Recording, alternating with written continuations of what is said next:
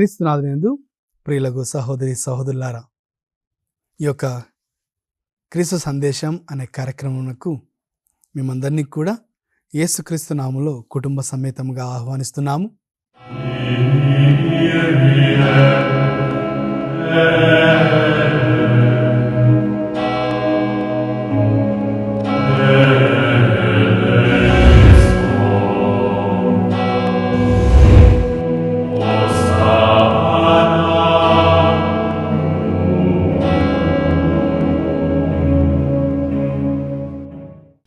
ఓ ప్రభువా, ఈరోజు వాక్యాన్ని ఆలకించబోతుండగా మీ యొక్క వాక్యం మా అందరికీ కూడా వెలుగై నడిపించాలని, మీ యొక్క వాక్యం ద్వారా మేము ప్రేరేపింపబడి సన్మార్గములో ముందుకు వెళ్ళలాగున మాకు సహాయం చేయమని, వాక్యం ఆలకిస్తున్న ప్రతి ఒక్కరిని కూడా ప్రభువా మీరు ప్రత్యేకంగా తాకి స్వస్థపరచి దీవించమని ప్రార్థిస్తున్నాం. ఈ యొక్క మనల్ని మా నాథుడైన యేసుక్రీస్తు నామమున అడిగి వేడుకొంచున్నాం తండ్రి, ఆమెన్. ఈ యొక్క క్రీస్తు సందేశంలో ఈ వారం మనం ధ్యానించుకునేటటువంటి అంశం క్రీస్తు సంఘం. ఈ యొక్క క్రీస్తు సంఘం గురించి మనం ఎన్నో సందర్భాల్లో విని ఉంటాం. మరి మన ఇంగ్లీష్ వాడుక భాషలో చర్చికి వెళ్తున్నాం, చర్చ్ అని మనం సంబోధిస్తున్నప్పటికీ ఈ యొక్క క్రీస్తు సంఘమునకు ఒక ప్రత్యేకత ఉంది అని, మనము ఒక మతాన్ని అనుసరించేటటువంటి వ్యక్తులముగా కాకుండా ఒక నూతనమైనటువంటి జీవిత మార్గంలో మనం ముందుకు వెళ్తున్నామని గ్రహించాలి. ఈ యొక్క క్రీస్తు సంఘం అనే దానికి అర్థం, క్రీస్తు సంఘంలో ఎవరుంటారు, ఎందుకు పిలువబడ్డారు, మరి వారి యొక్క బాధ్యతలు, ఇవన్నీ కూడా ఒకసారి మనం నెమరు వేసుకోవాలి. అదేవిధంగా ఈ యొక్క అంశం గురించి కూడా వాక్యాన్ని తెలియజేయండి ఫాదర్ అని చాలామంది కోరి ఉన్నారు. మరి ప్రియ సహోదరి సహోదరులారా, ఈ యొక్క క్రీస్తు సంఘం అనేటువంటి అంశానికి వచ్చినప్పుడు, క్రీస్తు చేత ప్రత్యేకంగా కొంతమంది ఎన్నుకొనబడి మరి మిగతా ప్రజలందరినీ దేవుడు ఎన్నుకోవడా, లేకపోతే మిగతా ప్రజలను దేవుడు తక్కువ చేసి క్రీస్తులో కొంతమందిని మాత్రమే ఎన్నుకొని వారికి మాత్రమే బహుమానాలు దీవెనలు ఇస్తాడా? మరి దేవుడు అనే వ్యక్తికి ఇలాంటి తారతమ్యాలు ఉండకూడదు కదా. దేవుడు అనే ఒక వ్యక్తికి సమానత్వ భావం ఉండాలి అనేటువంటి ఆలోచనలు నీకు నాకు రావచ్చు. ఒకసారి మార్కు సువార్త 16వ అధ్యాయము 15వ వచనాన్ని మనం అందరం కూడా చదువుకుంటే, యేసు శిష్యులతో ఇట్లా అనెను, మీరు ప్రపంచమందంతటా తిరిగి సకల జాతి జనులకు సువార్తను బోధింపుడు. ఇది ఒక్క వాక్యం చాలండి, మనకు క్రీస్తు సంఘం ఏమిటో అర్థమవుతుంది, లేకపోతే క్రీస్తు ఎవరిని వెన్నుకుంటున్నాడో అర్థమవుతుంది. క్రీస్తు కొంతమంది శిష్యులను వెన్నుకొని వారి ద్వారా ప్రపంచమంతా తిరిగి, అంటే ప్రపంచంలో ఉన్నటువంటి సర్వజాతి జనులు. ఒకసారి మన ప్రపంచాన్ని మనం గమనించుకుందాం. మన ప్రపంచంలో ఉన్నటువంటి మనుషుల యొక్క పోలికలు, వారి యొక్క ముఖ పోలిక, ఇవన్నీ కూడా చూసుకుంటే ఎంతో ప్రత్యేకత ఉంటుంది. ఒకవైపు ఆఫ్రికా వాళ్ళని చూసుకుంటే వాళ్ళంతా చాలా హైట్గా, నల్లగా, చిన్న జుట్టుతో ఉంటే, మరి ఆసియా వైపు అనగా చైనా మరి ఇతర దేశాలను చూసుకుంటే అక్కడ వ్యక్తులంతా పొట్టిగా, చిన్న కళ్ళతో, తెల్లగా ఉంటే, మరి మిడిల్ ఈస్ట్ కంట్రీస్లో అందరూ కూడా చక్కని ముఖ పోలికతో ఉంటే, మరి భారతదేశంలో ఉన్నటువంటి వాళ్ళు మనము అటు ఇటు కాకుండా కొద్దిగా చామన ఛాయతో ఉండేటటువంటి వ్యక్తులుగా మనం ఉంటే, ప్రపంచమంతా తిరిగినా మన పోలికలు, మన యొక్క విధానాలన్నీ కూడా వేరువేరుగా ఉన్నాయి. మన మధ్య ఇన్ని విభజనలు, ఇన్ని ప్రత్యేకతలు, ఇన్ని వేరువేరు పోలికలు ఉన్నప్పటికీ దేవుడు మరి అందరినీ ఎన్నుకున్నాడా, కొంతమందిని ఎన్నుకున్నాడా? దేవుడు అందరినీ ఎందుకు ఎన్నుకోవడం లేదు అనే ప్రశ్నలు మనకు వస్తుండగా గమనించాలి. యేసు ప్రభు ఈ లోక పరిచర్యలో తను ఈ లోకంలో 12 మంది శిష్యులను తనను అనుసరించి విధంగా తనను పోలు జీవించులాగున మరి క్రీస్తు నుంచి నేర్చుకునే విధంగా 12 మంది మాత్రమే ఎన్నుకొని ఉన్నాడు. బాగా గమనించాలండి. ఈ యొక్క 12 మందికి ఒక బాధ్యతనిస్తున్నాడు. అదేమిటంటే, మీరు వెళ్ళి ప్రపంచమంతా కూడా తిరిగి సకల జాతి జనులకు జ్ఞానస్నానం ఇవ్వండి, లేకపోతే క్రీస్తులో చేర్చండి.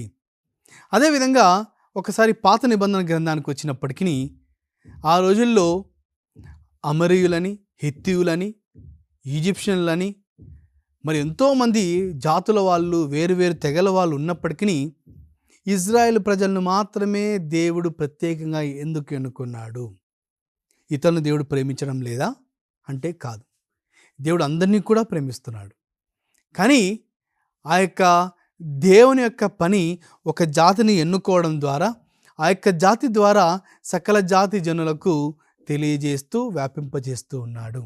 అనగా ప్రజలను దేవుడే మనల్ని ప్రత్యేకంగా ఎన్నుకొని మన ద్వారా తన సేవ చేయించుకుంటున్నాడు.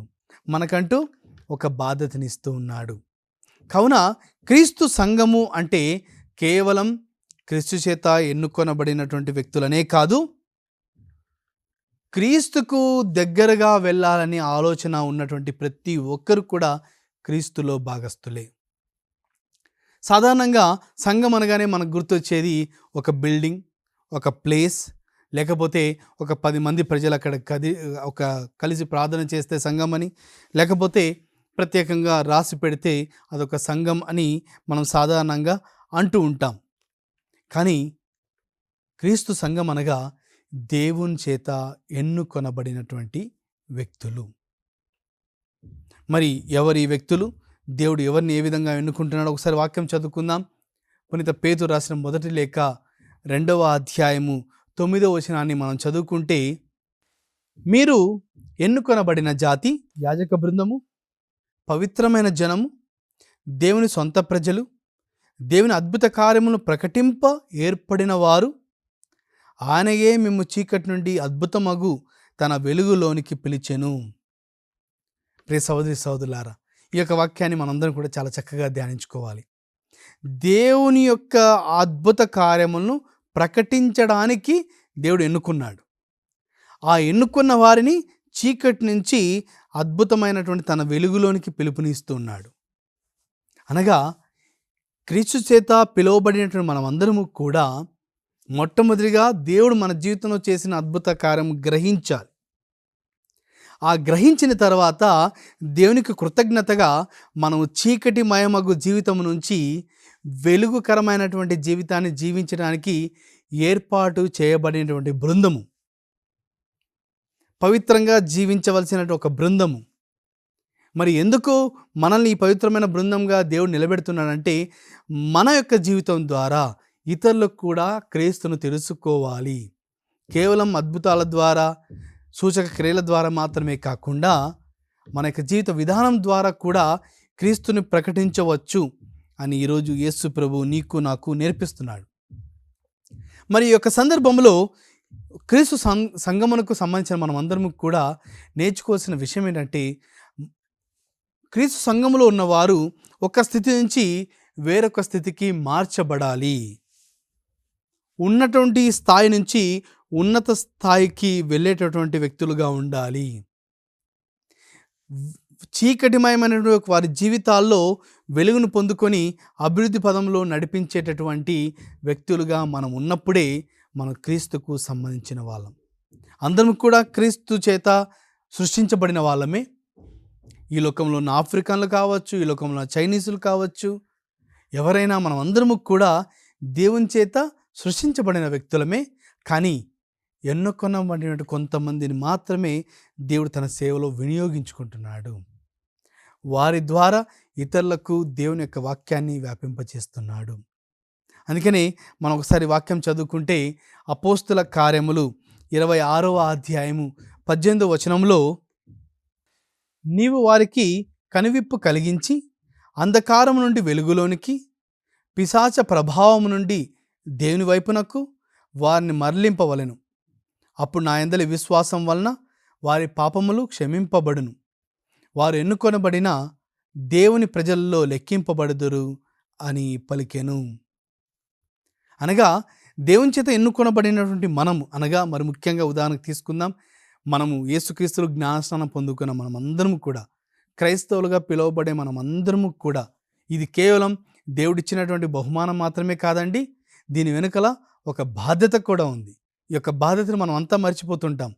నేను క్రీస్తుని నమ్ముకున్నాను, నేను జ్ఞానస్నానం తీసుకున్నాను, సప్రసాదం తీసుకున్నాను, విశ్వాస ప్రమాణం పలుకుతున్నాను, బైబిల్ చదువుతున్నాను, పూజలు సమర్పిస్తున్నాను, దివ్యబలి పూజలో నేను వెళ్ళి పాల్గొంటున్నాను. వీటన్నిటితో పాటు ఇది కేవలం బహుమానం మాత్రమే కాదు, ఈ యొక్క బహుమానం వెనుకల ఒక బాధ్యత కూడా దాగి ఉంది. అదేమిటంటే మన వాక్యంలో చదువుకున్న విధంగా, అంధకారము నుండి వెలుగులోనికి, పిశాచ ప్రభావం నుండి దేవుని వైపునకు మరలవలెను. అనగా మన యొక్క జీవితము దేవుని చేత ఎన్నుకొనబడి ఉండగా మనకు ఒక ప్రత్యేకమైన బాధ్యత దేవుడిస్తున్నాడు. ఆ యొక్క బాధ్యత ఏమిటంటే, మనం పిశాచ ప్రభావంకు లోనవుతూ ఉంటాం, సర్వసాధారణంగా మానవులమైన మనం.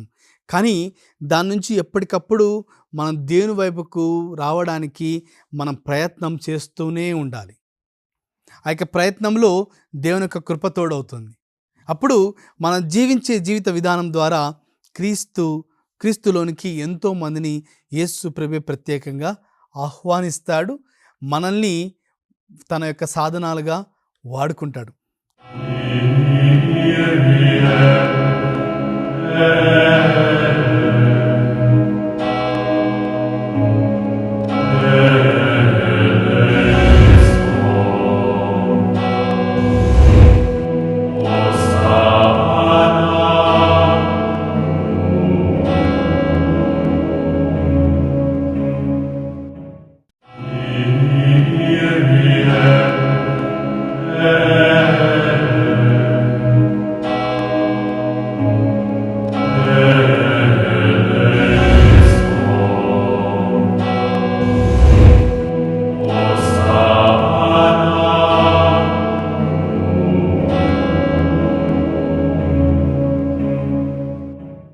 కావున ప్రియ సోదరి సోదరులారా, ఒకసారి చదువుకుందాం. పునీత పౌలు గారు కొలొస్సీయులకు రాసిన లేఖ 1వ అధ్యాయము 13వ వచనాన్ని మనం చదువుకుంటే, ఆయన మనల్ని అంధకార శక్తి నుండి విడిపించి తన ప్రియపుత్రుని సామ్రాజ్యంలోనికి సురక్షితంగా తోడుకొని వచ్చెను. అనగా క్రీస్తు సంఘమునకు సంబంధించిన వ్యక్తులుగా ఉండడమే క్రీస్తు సంఘం. మరి క్రీస్తు రాజ్యం, అందుకని మనం పరలోక ప్రార్థనలు చెప్తూ ఉంటాం. ఈ యొక్క పరలోక ప్రార్థనలో క్రీస్తు రాజ్యము రావాలని, నీ యొక్క చిత్తం నెరవేరాలని, నీ రాజ్యము ఉండాలి అని. ఈ యొక్క ప్రార్థనకు అర్థం ఏంటంటే, ప్రియ సోదరి సోదరులారా, మనమందరం కూడా క్రీస్తు రాజ్యంలో భాగస్థులం.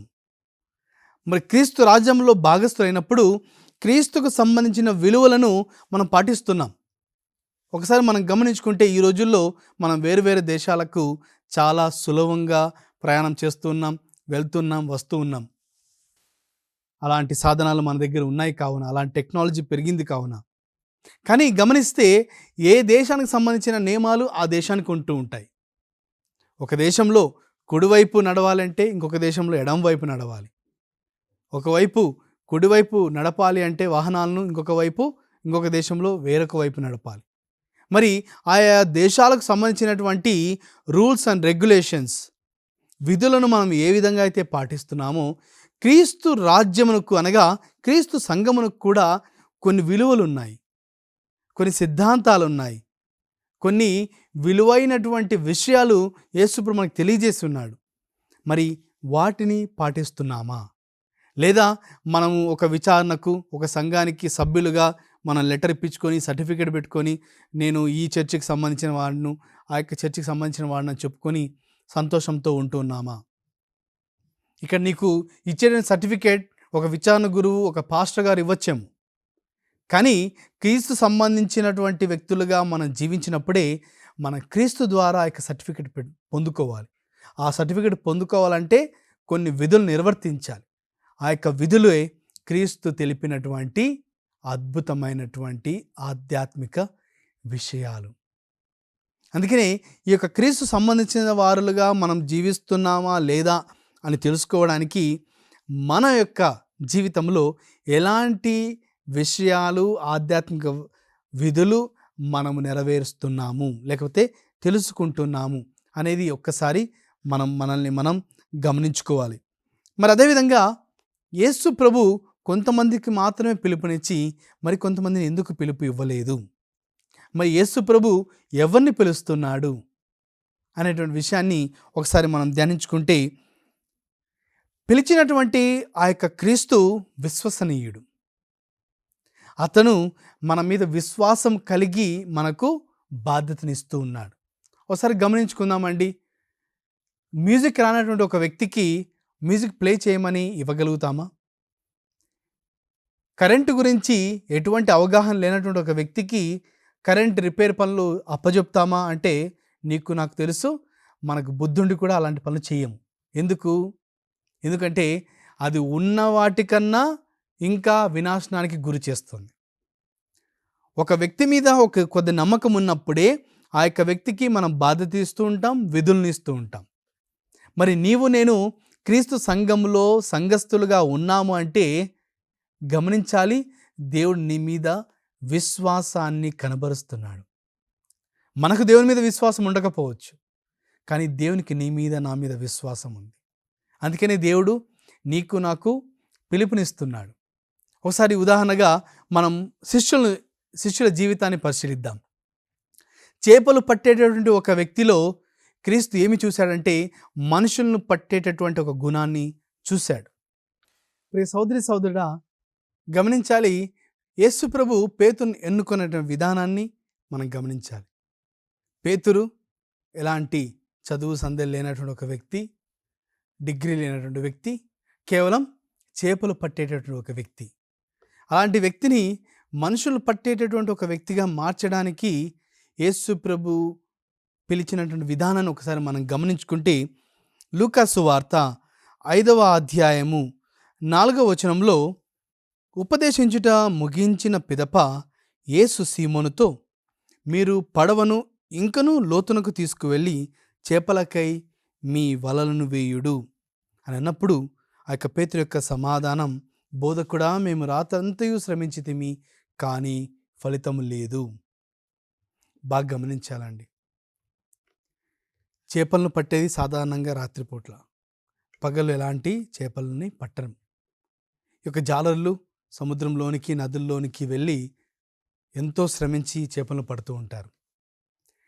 ఈ యొక్క విషయాన్ని మనం గమనిస్తే, ఇంతకుముందు మనం చెప్పుకున్న విధంగా దేవుని చేత పిలువబడిన వ్యక్తులకు ఉండవలసిన గుణములు ఒక స్థితి నుంచి ఇంకొక స్థితికి మార్చబడేటువంటి ఒక వ్యక్తిగా, అంధకారం నుంచి లేదా చీకటి నుంచి వెలుగునకు ప్రయాణించే ఒక వ్యక్తులుగా, పిశాచు యొక్క కంట్రోల్ నుంచి క్రీస్తు యొక్క కంట్రోల్ కనుక క్రీస్తులో సంఘస్థులుగా మార్చబడ్డానికి ఉండవలసిన గుణములుగా మనం ధ్యానిస్తుండగా, ఈ యొక్క పేతురు రాత్రి చేపలను పట్టడానికి ప్రయత్నం చేస్తున్నాడు.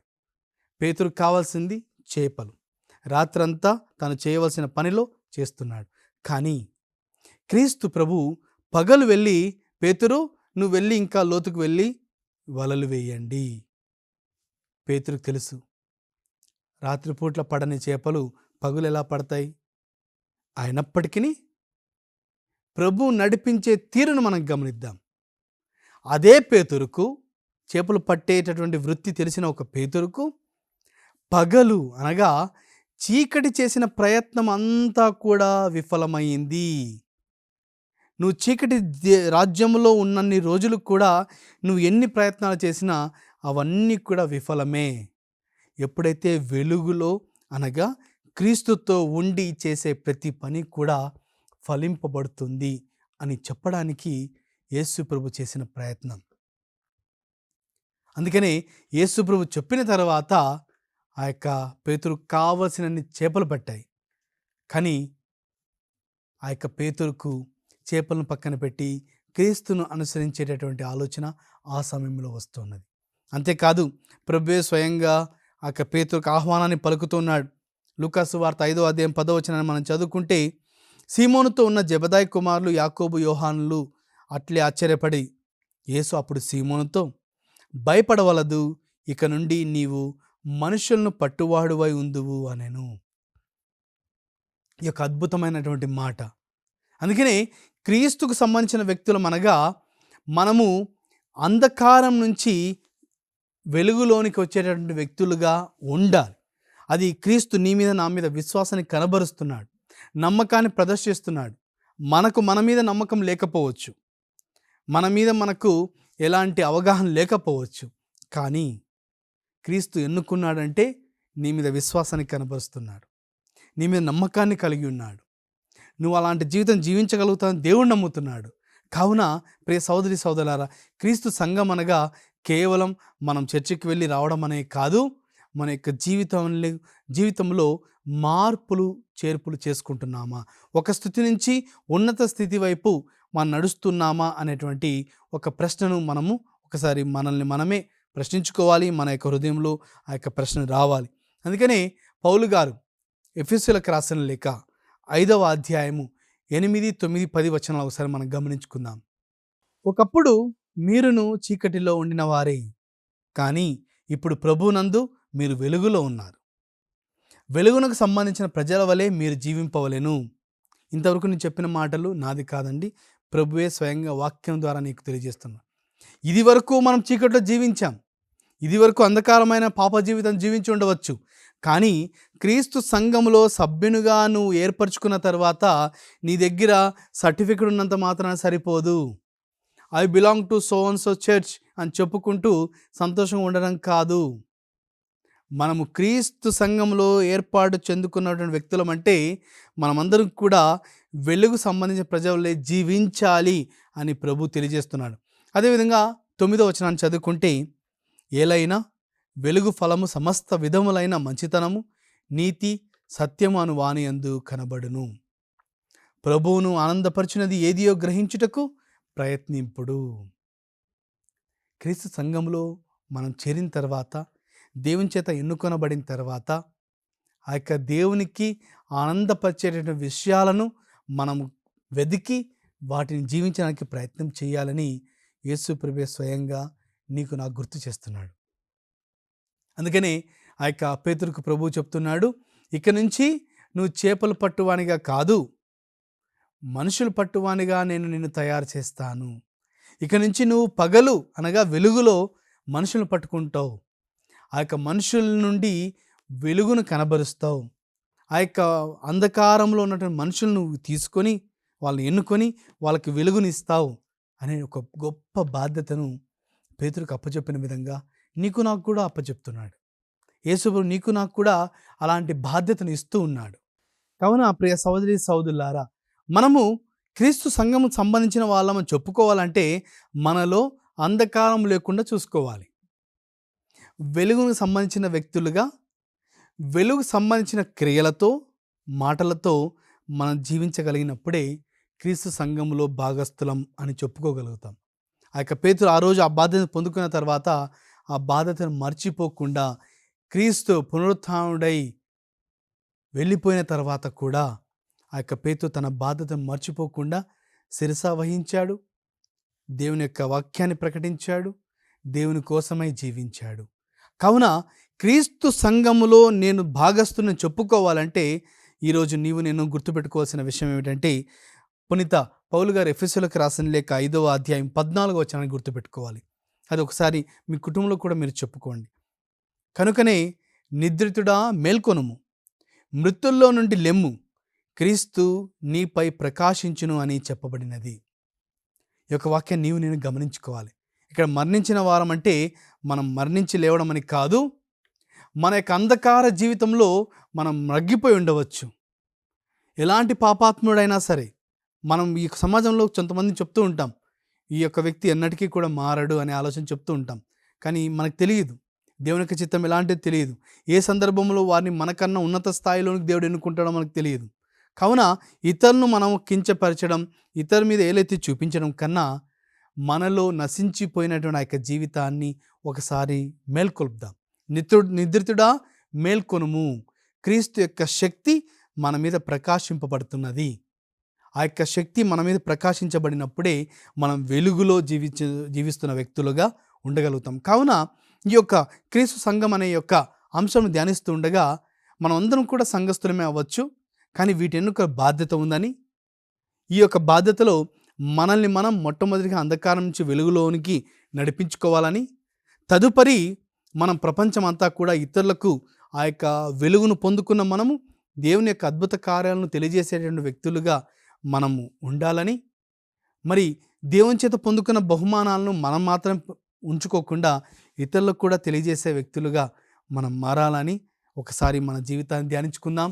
మరి కుటుంబంలో దేవుడు చేసిన మేలులను, కుటుంబంలో దేవుడు మిమ్మల్ని ఎన్నుకున్న విధానాన్ని, ఎన్నుకున్న తీరును ఒకసారి పరిశీలించుకొని, క్రీస్తు సంఘంలో దేవుడు నాకు ఇంత ఉన్నత స్థానాన్ని ఇచ్చి ఉండగా నేను దానికి అనుగుణంగా జీవిస్తున్నానా లేదా అని మనల్ని మనం ప్రశ్నించుకుందాం.